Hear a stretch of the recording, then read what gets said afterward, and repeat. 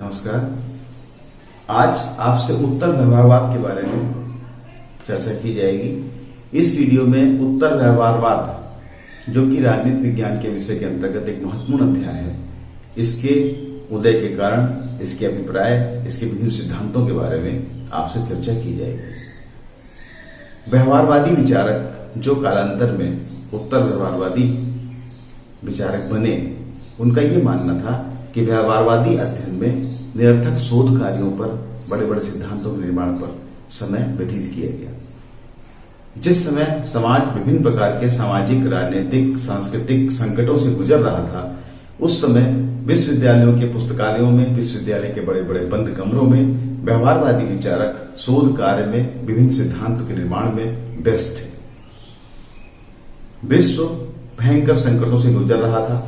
आणविक युद्ध के खतरे, सामाजिक विभेद, तानाशाही की प्रवृत्ति और इन सब से अनजान व्यवहारवादी विचारक नए नए शोध कार्यों, विभिन्न सिद्धांतों के निर्माण में व्यस्त थे। इन्हीं सब कारणों को लेकर उत्तर व्यवहारवाद का जन्म हुआ। 1960 से पूर्व डेविड ईस्टन, जो कि स्वयं बहुत बड़े व्यवहारवादी विचारक थे, उन्होंने व्यवहारवाद पर प्रबलार्पण किया।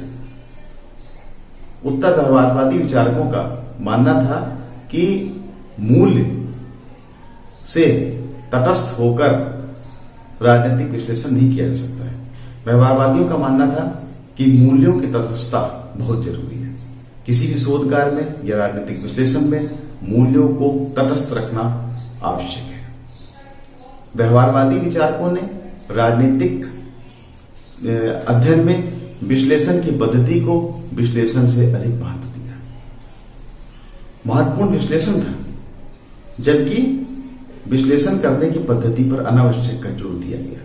जैसे अगर आपको कोई एक साधन के द्वारा एक लक्ष्य, एक साध्य की प्राप्ति करनी है और उसके लिए आप विभिन्न प्रकार के साधन का प्रयोग करते हैं, उन साधनों के प्रयोग से आप अपने साध्य को प्राप्त करते हैं, तो साधन तो इंपॉर्टेंट है ही, लेकिन सबसे इंपॉर्टेंट तो साध्य है। अगर इस रूप में देखा जाए तो व्यवहारवादी विचारकों ने साधनों पर बहुत महत्व दिया, बल्कि जो विश्लेषण था उस पर उनका कम जोर था। शोध कार्यों में किसी पद्धति से क्यों न किया जाए, लेकिन उसमें प्रासंगिकता बहुत आवश्यक है। डेविड ईस्टन ने प्रासंगिकता पर जोर दिया और यही उनके प्रासंगिकता के सिद्धांत के रूप में प्रतिपादित हुआ। डेविड ईस्टन का मानना था कि जो अध्ययन प्रासंगिक नहीं है, जो शोध प्रासंगिक नहीं है, उसका कोई उपयोग नहीं है। यदि राजनीतिक विचारक अपने शोध कार्य से, अपने अध्ययन से समाज को किसी भी रूप में सहायता नहीं पहुंचा सकते हैं, तो वो अध्ययन किसी काम का नहीं।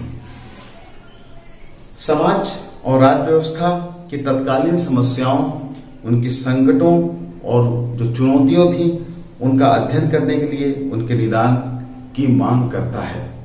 समाज ये चाहता है कि ऐसा अध्ययन हो जिससे सामाजिक संकट दूर हो। डेविड ईस्टन ने कहा कि व्यवहारवादी क्रांति से हम अपने विश्लेषण को सार्थकता नहीं दे सकते हैं, अतः हमें उत्तर व्यवहारवादी बनना होगा। डेविड ईस्टन ने 1969 में अमेरिकन पॉलिटिकल साइंस एसोसिएशन के अपने अध्यक्षीय भाषण में ये बात कही थी।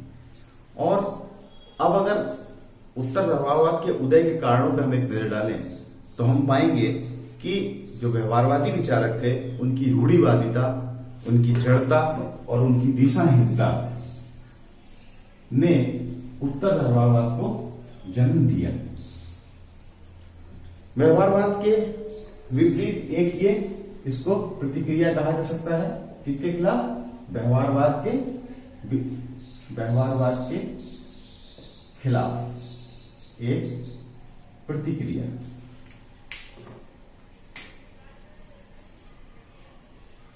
जो व्यवहारवादी विचारक थे, इनकी रूढ़िवादिता,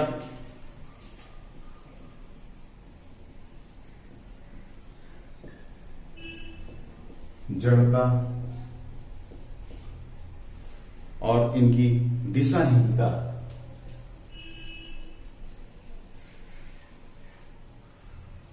इसके विपरीत ये प्रतिक्रिया थी उत्तर ध्रुववाद।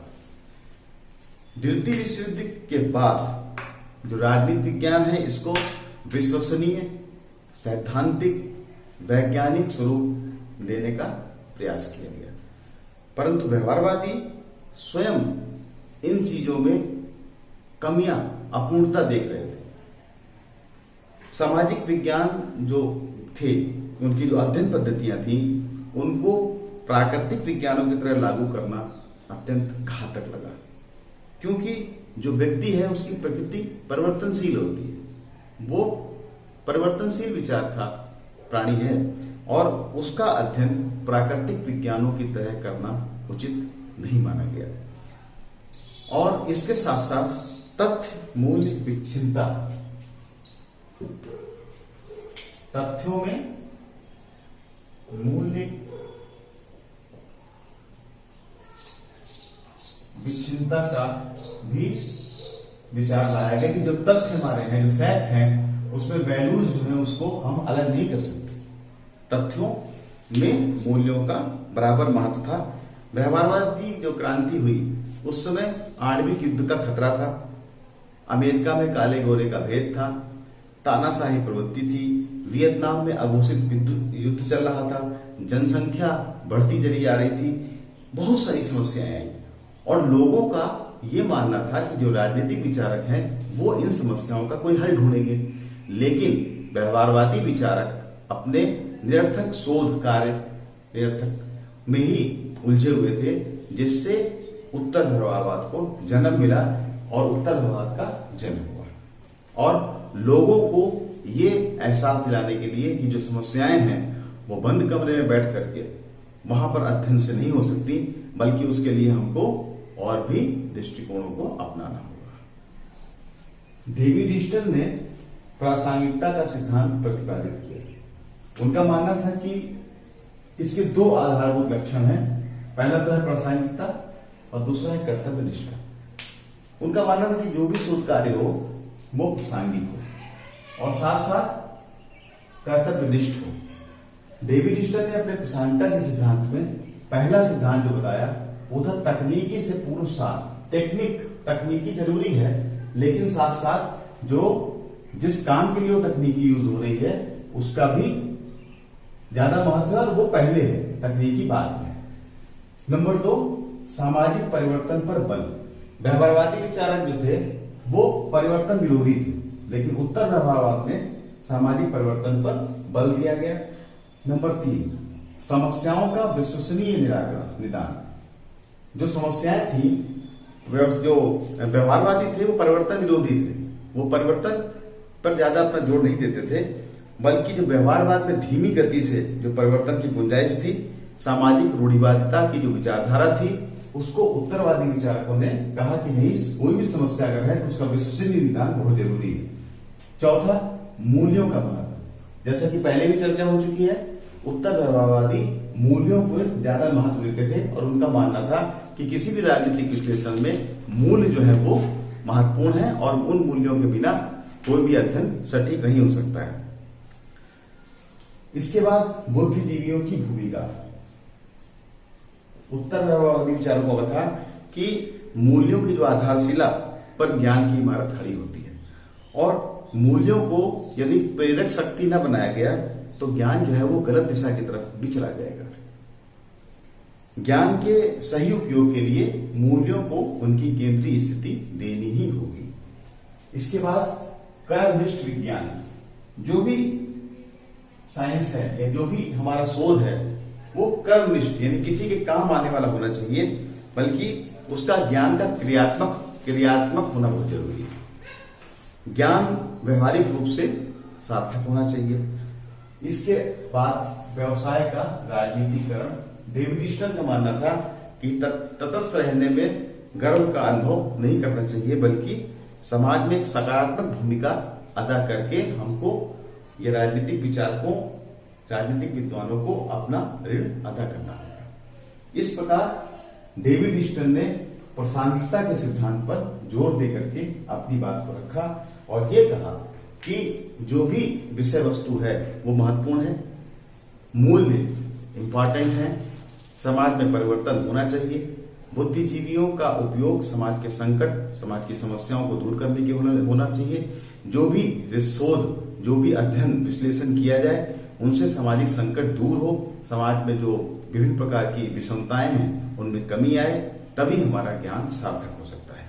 अब अगर संक्षेप में हम कहें तो हम कह सकते हैं उत्तर व्यवहारवाद संक्षेप में क्या है।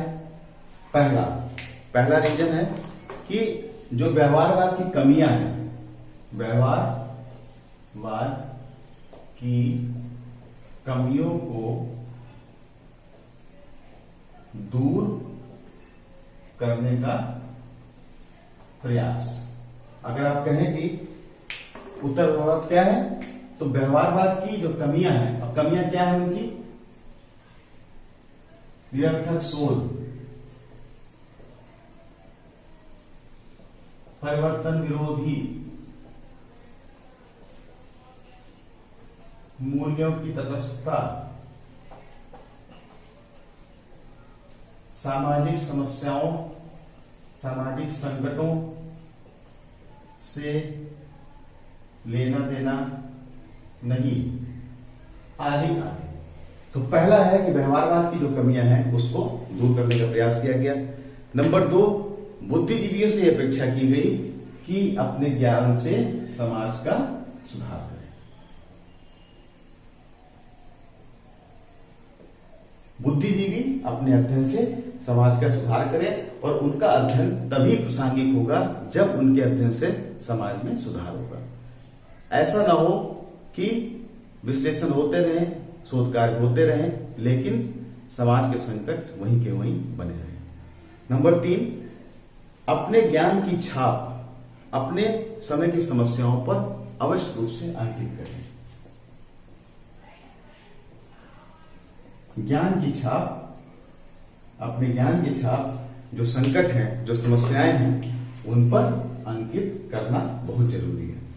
साथ साथ व्यवहारवाद का विस्तार करने का आंदोलन भी इसको कह सकते हैं कि व्यवहारवाद को विकसित करना।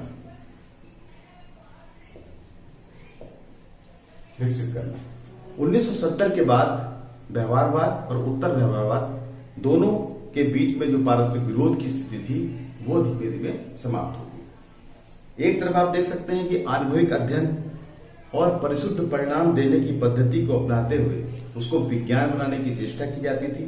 दूसरी तरफ वास्तविक राजनीतिक जीवन की जो समस्याएं हैं या उनकी जटिलताएं जो हैं उनको दूर करने का प्रयास किया जाता था।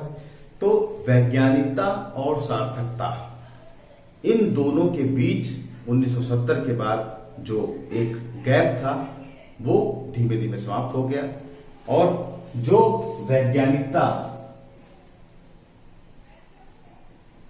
और दूसरा सार्थकता के साथ राजनीतिक विश्लेषण आगे बढ़ता गया। तो दोस्तों, आज आपको उत्तर व्यवहारवाद के बारे में कुछ चीजें बताई गई कि उत्तर व्यवहारवाद क्या है, डेविड ईस्टन ने कौन से सिद्धांतों का प्रतिपादन किया, उत्तर व्यवहारवाद का जन्म क्यों हुआ, उसके उदय के कारण क्या थे और इसका राजनीतिक विज्ञान के अध्ययन में क्या महत्व है। धन्यवाद।